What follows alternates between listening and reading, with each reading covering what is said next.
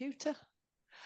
Welcome to this episode of Women in Rugby League, and I am chuffed to bits that I have finally managed to track down and persuade someone I have known for far too many years. When you start looking at the history of women, I know I keep saying this on all of them because it really makes you feel old when you start looking back 40 years, to my old friend and colleague Stacey Roulson from Sheffield. Welcome. Hi, Julia. You're right. Yes, I am. I'm so pleased you've agreed to come on, because when you start doing this piece of history and begin to look back, you realise there's some really key people within the sport that have had a long, long history that people just don't know about. And part of this project is just telling people who they were, and also to inspire the next generation, because when we were there in the early doors, it was tough. It was really, really hard work to get things up and running. So I'm really pleased you have. So tell us a bit about, obviously you're from Sheffield, because I've let that cat out the bag already. How did you get involved in rugby league, and just tell us about those early years? So I started playing rugby for Sheffield women's team. I think we were known as Sheffield Eagles when I first started playing, and then moved to Sheffield Hawks in 1991. And when I was 19, I started playing, I think, because I wanted to get fitter. I really enjoyed sports and PE at school, and obviously that gap. I started working at 16, so there's a need, I thought, of team sport. And nobody had ever played rugby in my family. We went to rugby union, we went to rugby league family. We're from Sheffield, so everything's football. You're either Sheffield Wednesday or you're Sheffield United. I have two younger brothers. That's what we spoke about. But I wanted to play a team sport that was different and that I think could appreciate different strengths in women and their playing abilities. I played a lot of hockey at school, or I wasn't very good at netball. To be honest, probably more contact team sports were more my thing. So I basically looked up.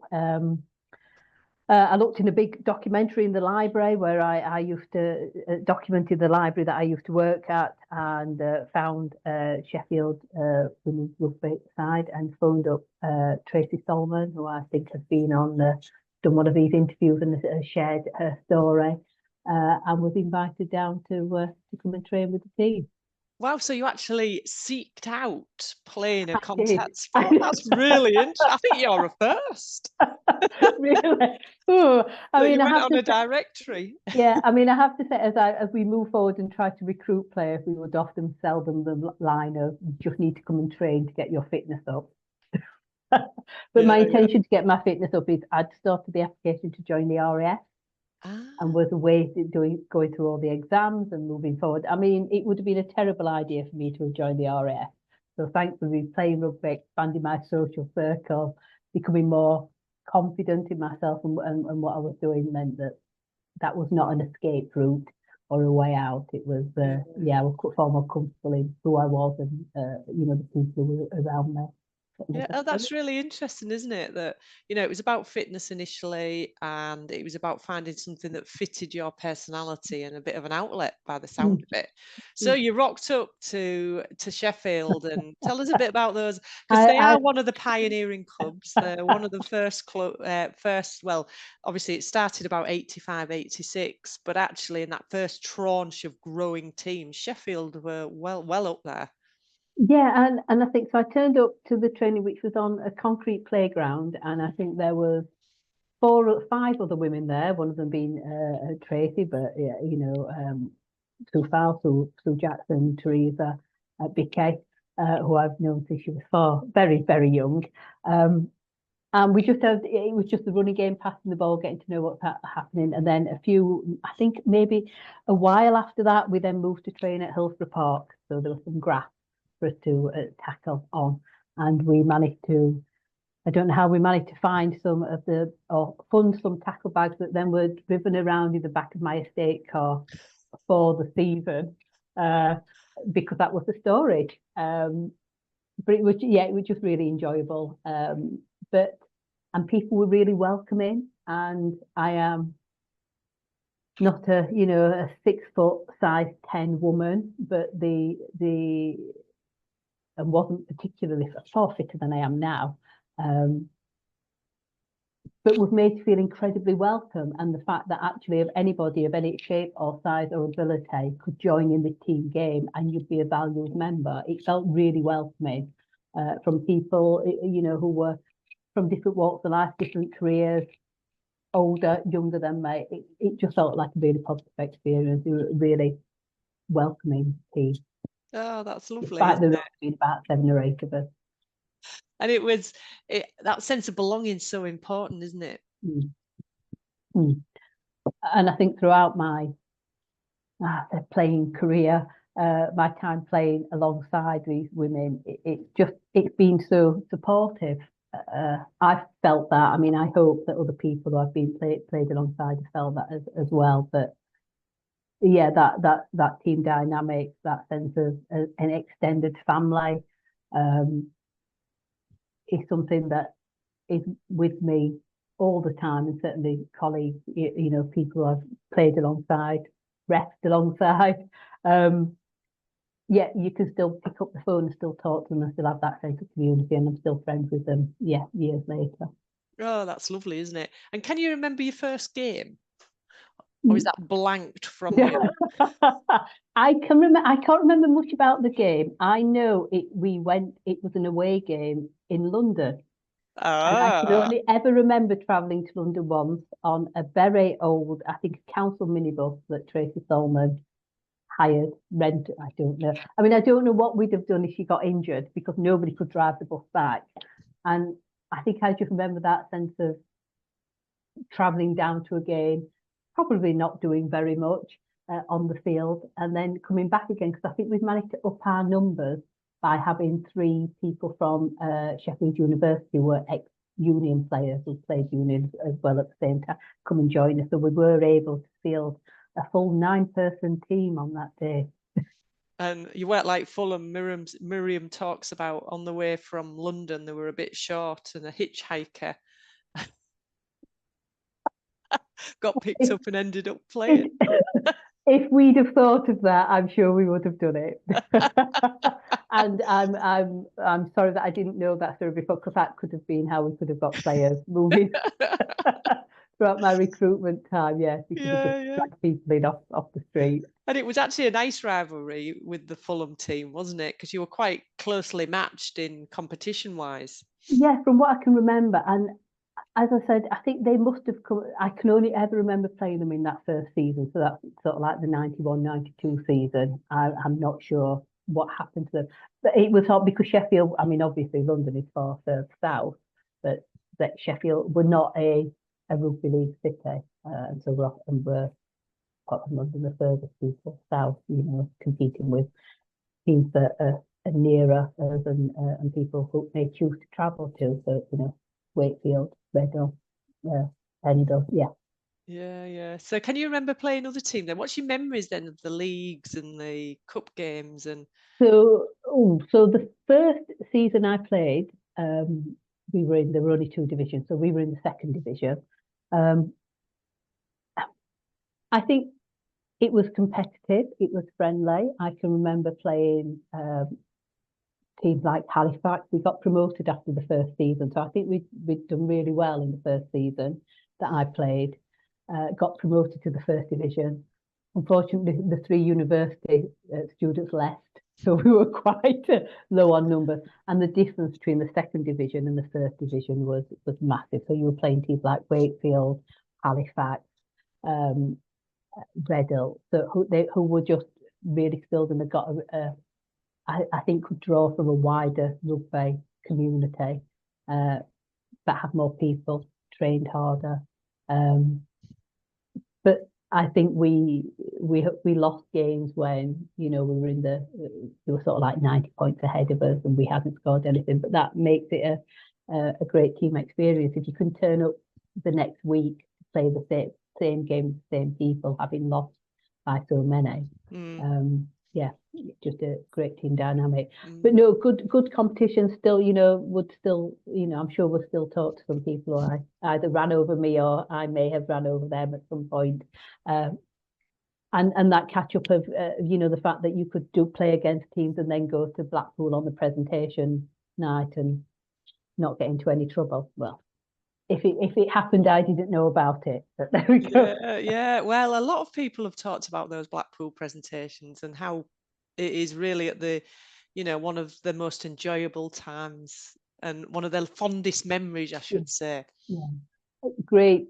Certainly from our team. Yeah, we stayed in some very cheap B&Bs, and it was certainly team building, and felt quite safe and supportive, and was a great night out with other colleagues, people who played the same sport, who had the same passions as you. And yeah, I'm not going to share on something that's been recorded in the public, the terrible things that other people got up to. Obviously I didn't. Absolutely not.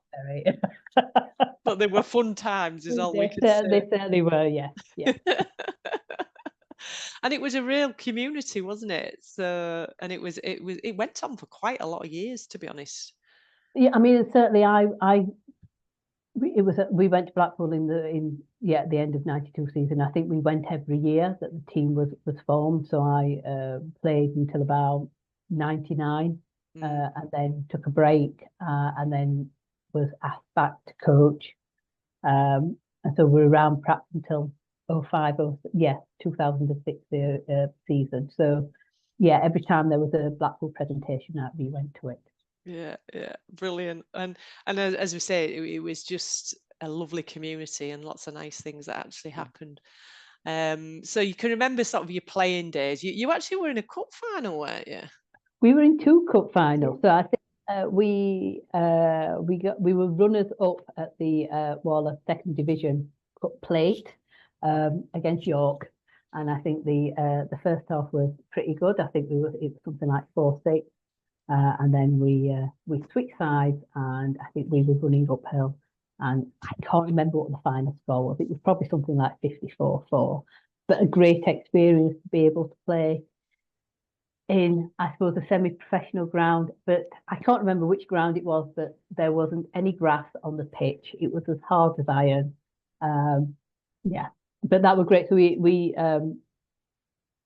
that were it in 94, 95. And I think we got through to another, I've got a trophy saying that there were a Division Cup final in 96, but I can't remember playing in that. So perhaps I've just stolen somebody's trophy. But colleagues who were around might differ on that. And also, I did some, did all the coaching as well. So yeah, tell us a bit about that. Your coaching. Is that your dog coming in? I think it is. Yeah, hello. It's the ghost of my house. I'm going to say my cat's gone outside, so it doesn't do such things. But so I did some. I think I started doing some coaching perhaps in about '96. So I was assistant coach for Sheffield and played about '97, '98, and then I took a bit of a gap. I'll let you go. Carry on. And then just went back to coach in 2002 for a few years. I think I stopped playing in '99 because I tore my cruciate ligament, had it operated on, and then did the classic thing that you're not supposed to do, which was to ignore the physio, and then went back to play. So even now, my knee's a little dodgy. Yes, I'm quite slow with it. I think I remember you hobbling around. I'm still hobbling around now, Julia. But yeah, so I enjoy coaching. It's a good. I think coaching a women's team is different. Coaching a general, a mixed team, or a men's or a boys team. But no, very respectful of the players I were able to coach, and great experience to be able to. Yeah. So did you do the coaching on your own, or did you have some support? So when I first started coaching, I was assistant coach, and Dave and Ben were coaching, and I kind of just perhaps hung around at the edges and maybe interpreted things in a way that other people could understand on the field. But then when I went back to be full-time coach, they were just me. And you'd probably, perhaps say, well, you might take somebody away to do some, highlight somebody who may lead or sort of like backs plays or on the forward plays. We did training weekends as well, so that was a combination of sort of like very skill-based stuff, but then team building and then scavenger hunts at pubs at night, which could get quite messy as well. Yeah. But always safe, and I think that's it with the teams. You never were left on your own, never in dangerous situations. You went out together, you came back together. Yeah. What lovely memories. And I think you've got some friends for life there as well, haven't you? Yeah, I mean, certainly, I play alongside Vicky Brooks, so I play wheelchair rugby now, which is an inclusive game with men and women, physical, disability or able-bodied, all kinds of disability, all ages. And so I play alongside Vicky, who I used to play rugby with. I've known since she was 13, so she was there on my first training session. I still see her every week now at training. And then some people we've played a lot of people, Helen, Emma, but also socializing with people who I used to play with who are in now very high-powered jobs, or very responsible jobs, or who are parents. And I just think, I still treat them like they were about 16. So everyone stays the same age in my head, Julia. Yeah. And you're really enjoying playing wheelchair rugby, aren't you? I am. It's a very different sport, and the contact is, it's real contact. And when the chair gets hit and it tips over, it does hurt. But it's quite. Some people are quite fast. I'm not quite fast. But it's a really skilled game and really inclusive. I think, like rugby league in general, it's not the most representative of women in its field. It is inclusive, so for me, it's very much about trying to promote that for women to come in with disability, and it has to be physical disability, the seen and unseen disabilities. But also you can be able-bodied and play the game, and it's just as supportive. Yeah. And you've got some exciting news, haven't you, today that you told me, which we can't let you get away without telling us. So myself and Vicky found out yesterday, and a couple of other women in the team, that we've been selected to train for the England Women's Future Squad. Although, as I said to you, Julia, if the future is a 53-year-old woman, there's something wrong. But it's really great. We went to sort of like an open day and a training session, and it was really positive to have 40 women in the room training, playing rugby, wheelchair rugby together. So to be selected for the squad from those people, and there are only 5 people on a pitch at the time, so the squad is 8. It's a great privilege. And I'm hopeful. Absolutely, and well done. If we get to play, we will play before the England men's versus France game in Wigan in October. So fabulous. We'll see. Oh, I'll definitely book a ticket for that. Well, I'd encourage anybody to come along and have a go. There are loads of clubs across and across the country as well. Down Gravesend and down in London areas, across in Wales, up in Scotland. So it's a massive expanding sport. It is, and as you say, it's very inclusive. But what I love about what Sheffield are doing is it's re-engaging, isn't it, with past participants and doing a whole heap of stuff, not just the wheelchair, but the PDRL and the learning, and it's just lovely to see that people don't think Sheffield and a rugby league still, do they? But actually, when I went along the other day to the Heritage Day, it was just absolutely lovely the way everybody was, the friendly atmosphere, the family atmosphere, and how many people stay with the club and still involved in different ways. And wheelchair rugby is a great way to do it, isn't it? And I think rugby league in general, the men's game, the physical disability, Sheffield Eagles have walking rugby as well. So, and that mixed ability and how supportive it is of everybody, as well as the wheelchair game. So I think Sheffield feel particularly good at promoting that, and I think for me, feeling like they have a mantra of, you know, one club, you know, one team, one club.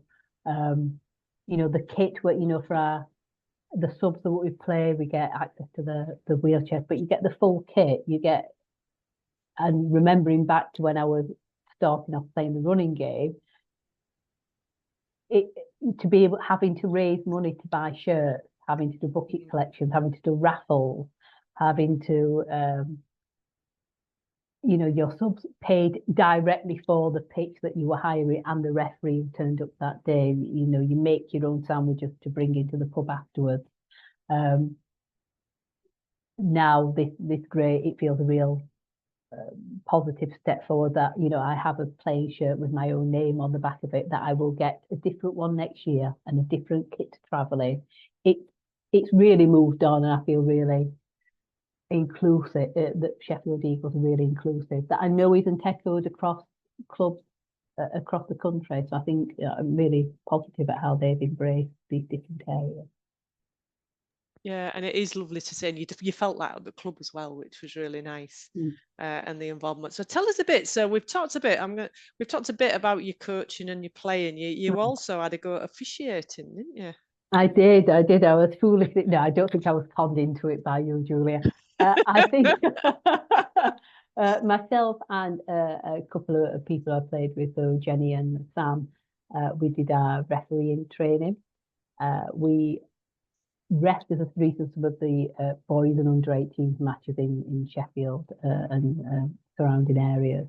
But then I was lucky enough to run touch with you, I think, at one of the Waller finals in, I can't remember when it was. Perhaps I'll have about it written 90, down. It was perhaps about 97, 98, yeah. Yeah, it will be about that, yeah. But it gave me a knowledge about the game. Unfortunately, you know, the rules have moved on, and if I'm having to referee one of the wheelchair games, I just play like it's 1998.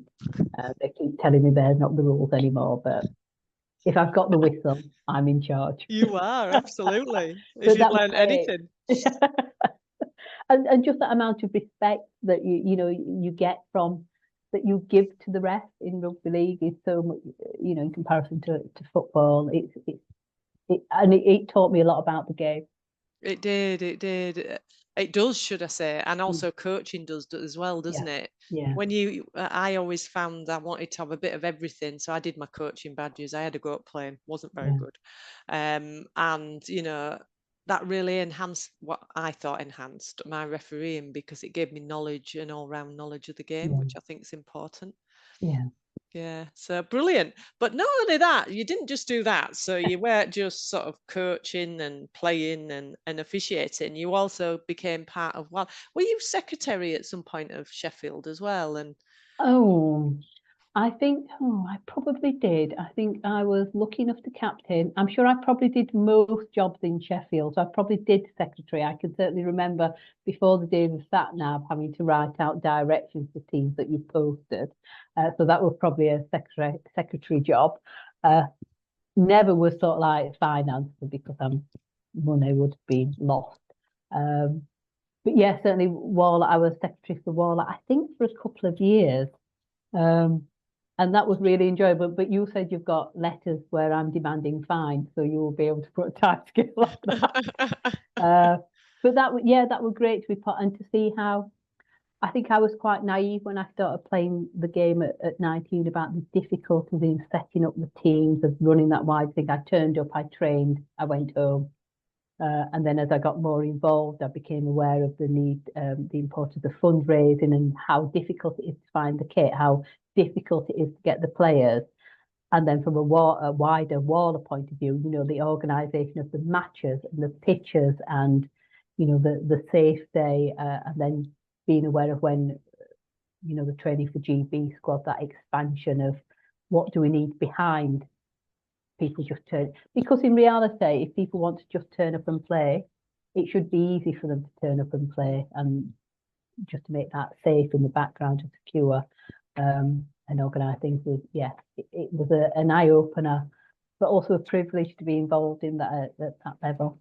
Yeah, absolutely. And people, it's interesting, isn't it, how you develop. So, and I think it's right. If you're a player, you should be able to just turn up and play, shouldn't you, like you did as a 19-year-old, and Yeah, just enjoy it. yeah. But actually, to progress on to doing what you've done around coaching and officiating and secretarial, but also within Wala is just phenomenal, really. And as you say, gave you an all-rounded view. And without people like you, women's rugby league wouldn't be here, would it, either?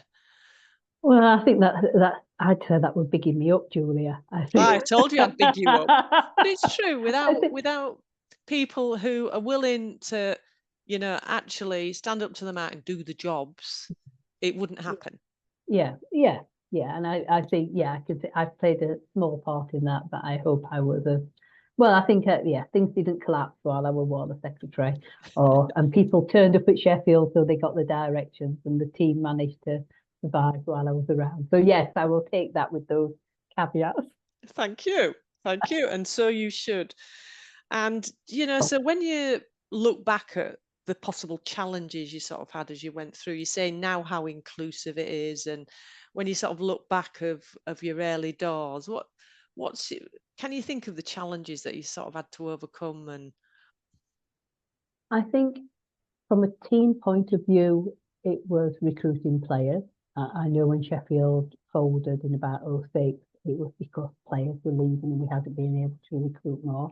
I think because Sheffield's a university town, people moving into Sheffield would automatically pay rugby union for their for their university.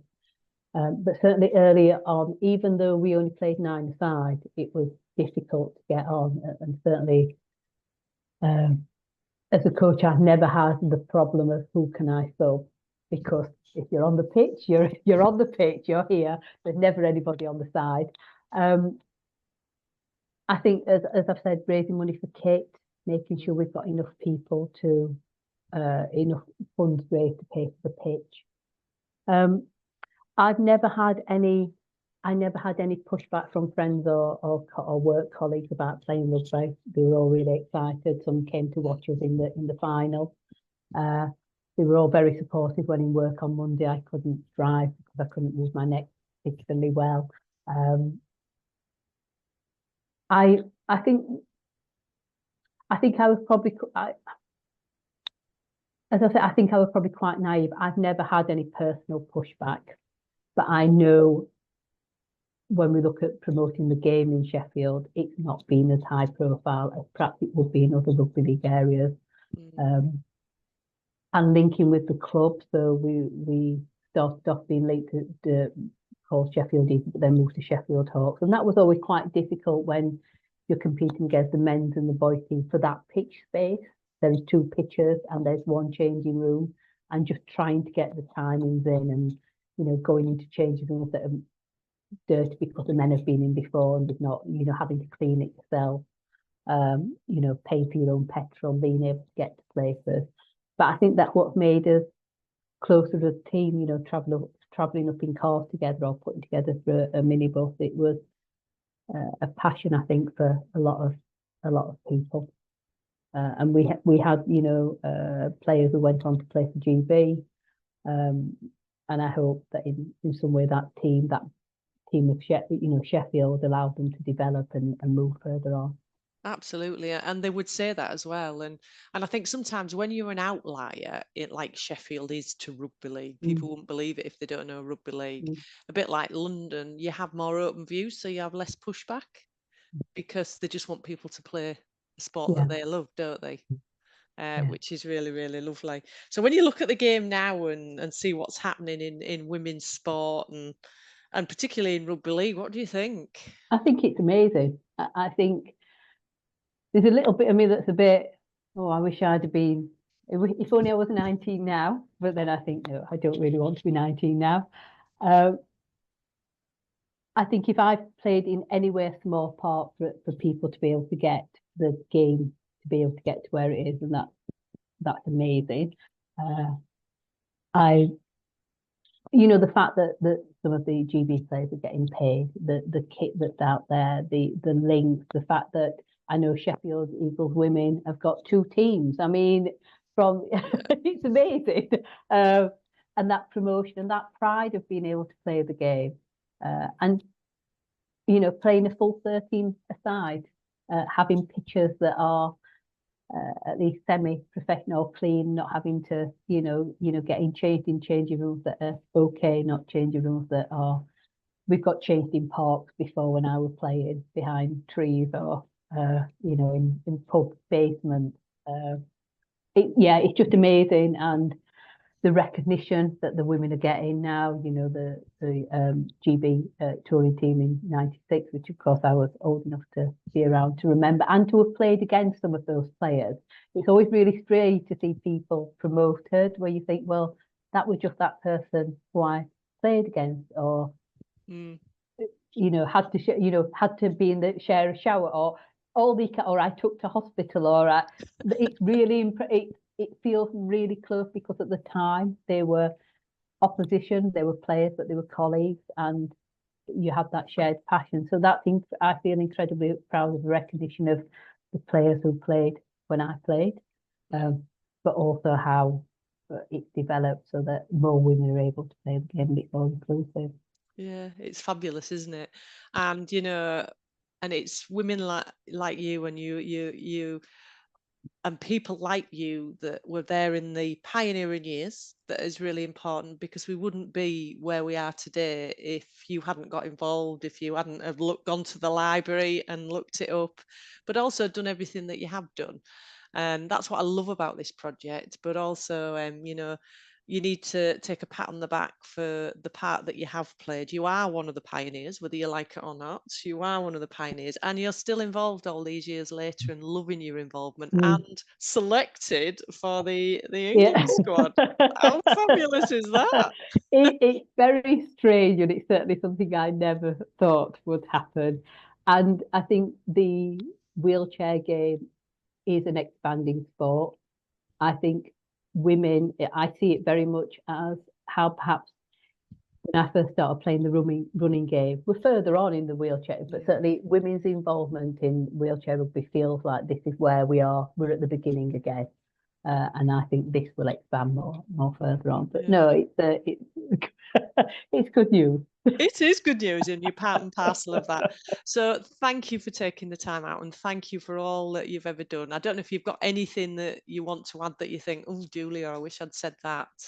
I'm sure. I mean, I think just a recognition of everyone I've been able to play alongside. I've played alongside some really great women, some really great players, and I've played against some really great women and really great players. And that sense of community, I think, will be held in me forever. Sounds very terrible, doesn't it? But it's just given me so much. The game has given me so much. The women, the people around the teams have given me so much. It's really made me a lot of who I am today. Thank you for the time, and thank you just for giving this interview, but also, as I've already said, thank you for what you've given to Rugby League as well, and your dedication, and just looking us up in that library. Thank you. Yeah, thank you to the people who started Sheffield. I certainly would have been able to drive any further.